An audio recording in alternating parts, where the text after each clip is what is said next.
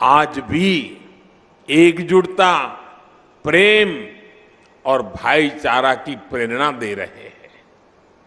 उनके भगत अनुयायी आज भी भारत की आध्यात्मिकता को आगे बढ़ा रहे हैं। साथियों, 17 नवंबर 1913 को मानगढ़ में जो नरसंहार हुआ, वो अंग्रेजी हुकूमत की क्रूरता की पराकाष्ठा थी। एक और आजादी में निष्ठा रखने वाले भोले भाले आदिवासी भाई बहन, तो दूसरी ओर दुनिया को गुलाम बनाने की सोच। मानगढ़ की इस पहाड़ी पर अंग्रेजी हुकूमत ने 1,500 से ज्यादा युवाओं, बुजुर्गों, महिलाओं को घेर करके उन्हें मौत के घाट उतार दिया। आप कल्पना कर सकते हैं, एक साथ 1,500 से ज्यादा लोगों की जघन्य हत्या करने का पाप किया गया। दुर्भाग्य से आदिवासी समाज के इस संघर्ष और बलिदान को आजादी के बाद लिखे गए इतिहास में जो जगह मिलनी चाहिए थी, वो नहीं मिली। आजादी के अमृत महोत्सव में आज देश उस कमी को पूरा कर रहा है। आज देश उस दशकों पहले की भूल को सुधार रहा है। साथियों, भारत का अतीत, भारत का इतिहास, भारत का वर्तमान और भारत का भविष्य आदिवासी समाज के बिना पूरा नहीं होता। हमारी आजादी की लड़ाई का भी पग पग इतिहास का पन्ना पन्ना आदिवासी वीरता से भरा पड़ा है। 1857 की क्रांति से भी पहले विदेशी हुकूमत के खिलाफ आदिवासी समाज ने संग्राम का बिगुल फूंका था। 1780, आप सोचिए, 1857 से भी पहले 1780 में संथाल में तिलका मांझी के नेतृत्व में दामिन सत्याग्रह लड़ा गया था, दामिन संग्राम लड़ा गया था। 1830-32 में बुधु भगत के नेतृत्व में देश लरका आंदोलन का गवाह बना।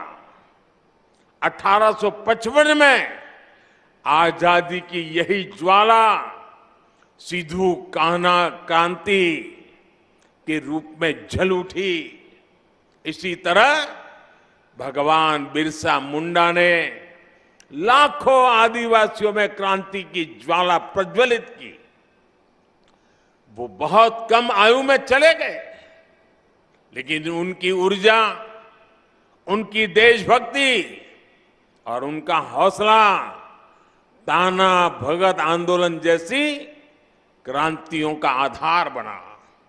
साथियों, गुलामी के शुरुआती सदियों से लेकर 20वीं सदी तक आप ऐसा कोई भी कालखंड नहीं देखेंगे जब आदिवासी समाज ने स्वाधीनता संग्राम की मशाल को थामे न रखा हो।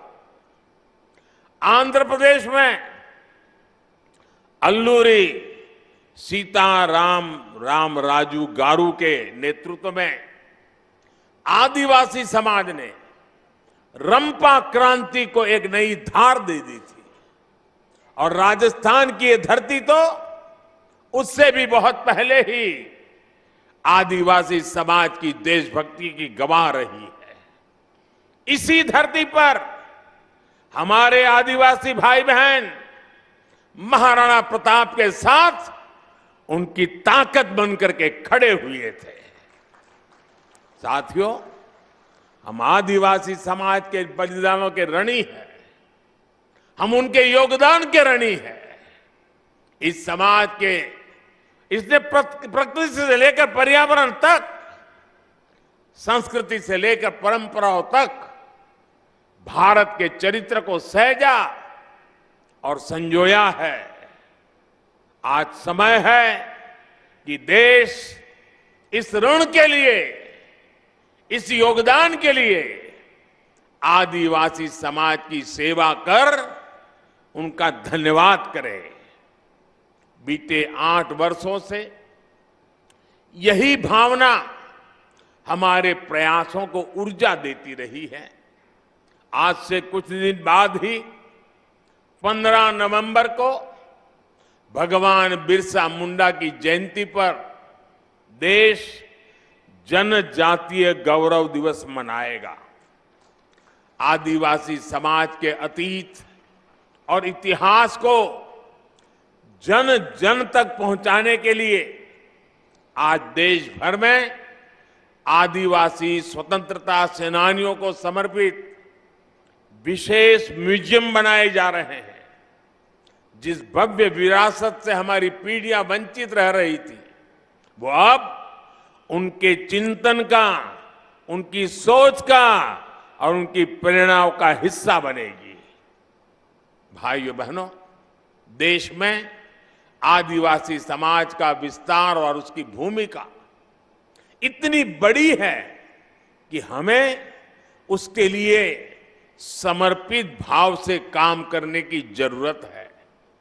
राजस्थान और गुजरात से लेकर पूर्वोत्तर और ओडिशा तक विविधता से भरे आदिवासी समाज की सेवा के लिए आज देश स्पष्ट नीतियों के साथ काम कर रहा है। वनबंधु कल्याण योजना के जरिए आज जनजातीय आबादी को पानी, बिजली, शिक्षा, स्वास्थ्य और रोजगार के अवसरों से जोड़ा जा रहा है।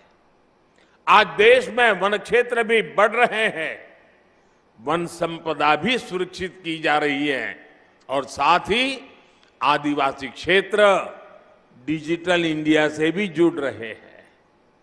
पारंपरिक कौशल के साथ साथ आदिवासी युवाओं को आधुनिक शिक्षा के भी अवसर मिले, इसके लिए एकलव्य आदिवासी विद्यालय भी खोले जा रहे हैं।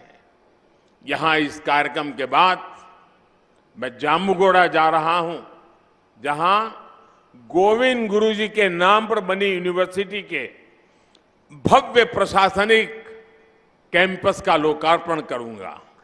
साथियों, आज आपके बीच आया हूं तो एक और बात भी मेरा बताने का मन करता है। आपने देखा होगा, कल शाम ही मुझे अहमदाबाद से उदयपुर ब्रॉडगेज लाइन पर चलने वाली ट्रेन को हरी झंडी दिखाने का अवसर मिला है। 300 किलोमीटर लंबी इस रेल लाइन का ब्रॉडगेज में बदलना राजस्थान के हमारे भाई और बहनों के लिए भी बहुत महत्वपूर्ण है। इस परिवर्तन से राजस्थान के अनेक आदिवासी क्षेत्र गुजरात के आदिवासी क्षेत्रों से जुड़ जाएंगे। इस नई रेल लाइन से राजस्थान के टूरिज्म को भी बड़ा लाभ होगा, यहां के औद्योगिक विकास में भी मदद मिलेगी। इससे युवाओं को रोजगार की भी नई संभावनाएं बढ़ेगी। साथियों, अभी यहां मानगढ़ धाम के संपूर्ण विकास की चर्चा भी हुई है। मानगढ़ धाम के भव्य विस्तार की प्रबल इच्छा हम सभी में है। इसके लिए राजस्थान, गुजरात, मध्य प्रदेश और महाराष्ट्र को मिलकर काम करने की आवश्यकता है। मेरे यहां चारों राज्य और सरकारों से आग्रह है कि इस दिशा में विस्तृत चर्चा करें, एक रोड मैप तैयार करें, ताकि गोविंद गुरु जी का स्मृति स्थल भी पूरे विश्व में अपनी पहचान बनाए। मुझे विश्वास है मानगढ़ धाम का विकास इस क्षेत्र को नई पीढ़ी के लिए प्रेरणा का एक जागृत स्थल बनाएगा।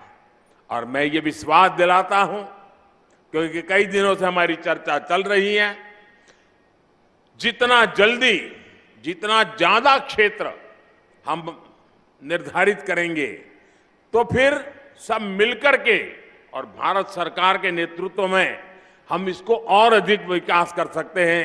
इसको कोई राष्ट्रीय स्मारक कह सकता है, कोई संकलित व्यवस्था कह सकता है, नाम तो कोई भी दे देंगे, लेकिन भारत सरकार और इन 4 राज्यों के जनजातीय समाज का सीधा संबंध है।